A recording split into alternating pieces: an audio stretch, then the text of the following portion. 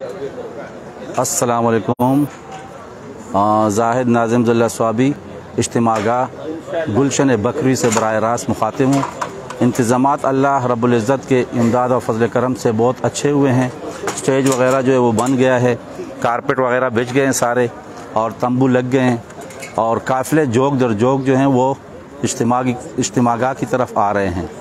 हमें अपने WhatsApp group पर KPK ग्रुप में काफ़िलों का अपडेट दिया जा रहा है कि भाई कुछ काफ़िले जो हैं वो अंबार से निकले हैं, कुछ पेशावर से निकले हैं, कुछ ऊगी और बटग्राम और मानसरा एबटाबाद उस तरफ से निकले हैं, और तमाम काफ़िले हमारे साथ राब्ते में हैं।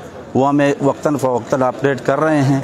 और इसी तरह लाहौर से पंजाब के जितने अज़ला हैं उनमें से भी काफ़िले, छोटे बड़े काफ़िले वो निकले हुए हैं और इज्तिमागाह की तरफ आ रहे हैं। इंशाअल्लाह अज़ीज़ 10 बजे इज्तिमा जो है वो अपने पूरे जोबन में होगा और 10 बजे इज्तिमा शुरू होगा।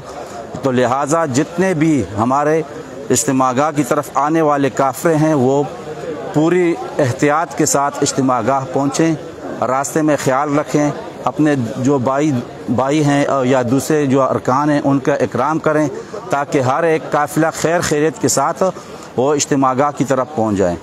वस्सलाम।